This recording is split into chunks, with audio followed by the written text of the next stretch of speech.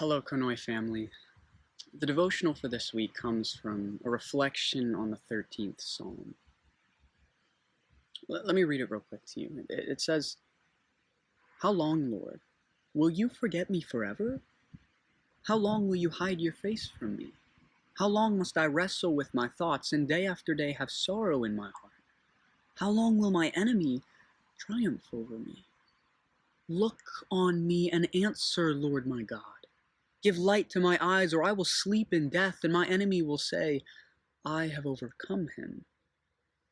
My enemies will rejoice when I fall. But I trust in your unfailing love. My heart rejoices in your salvation.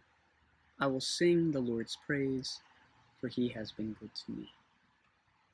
This has been a hard time for a lot of people.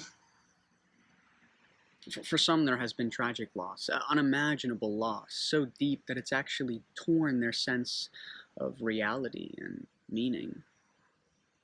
For others, there's arisen a deep-seated anxiety and frustration at what's going on in the world right now. But what holds us all in common is the instability of the times. It's been hard to know what's right. It's been hard to know what's real. It's been hard to know what's good and beautiful and true. And this sort of thing is hard. It often leads to a wounded faith, a doubt or a shakiness that arises when you look at your life and then back at the truths you confess and feel like they don't reflect one another. What you see instead is this despairing incongruity, a kind of life that suggests the absence of God. Is that bad? Is that wrong? Is that a sign of poor faith or functional atheism?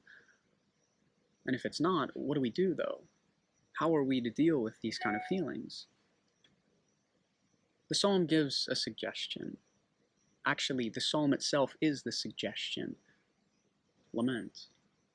Lament to God. Cry out to him in honesty. That's what it means to lament. To lean into your deepest pain and groan out this guttural cry, why? That's how the psalm starts, with demanding questions, those that bear honest witness to the psalmist's deep pain. How long, Lord? How long, Lord? How long, Lord? The psalmist is unabashedly real, refusing to muster up a brave smile to turn tragedy into something falsely optimistic.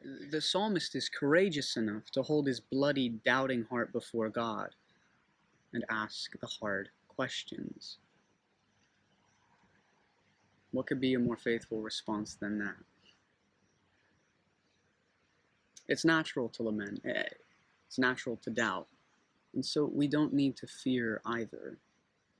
If this psalm, which is riddled with doubt and pain and brutal honesty, all things we're taught are bad, if this psalm is riddled with those things and yet still made it into the Christian canon, which means we believe God inspired it through the Holy Spirit, then that means God has given us authoritative permission to struggle and to feel terrible things and name them as terrible.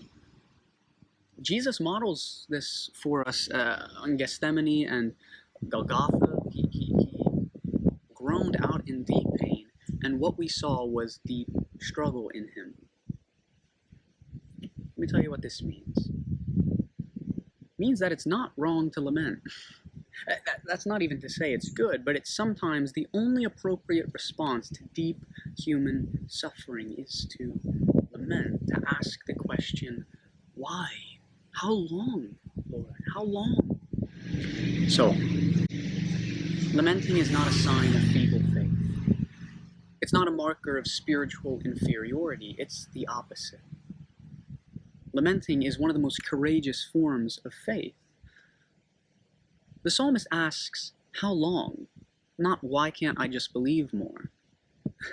I'm trying to say the psalmist believes in the promises of God so deeply, so unreservedly, that he cannot help but trust God with the truth of his heart, which says, I'm hurting right now and I need you. Please come. In my opinion, this lament is simply the psalmist's worship. It simply is his worship in this moment, the only form of worship in which he can honestly participate. Nothing else can hold in tension belief in the promises of God and deep, deep suffering like a lament can. That's why the psalmist can start with a despairing how, and yet end the same psalm, with a faith-filled, hope-infused but. He says, how long? How long? How long, Lord? And yet can still say, but I trust in your unfailing love. My heart rejoices in your salvation.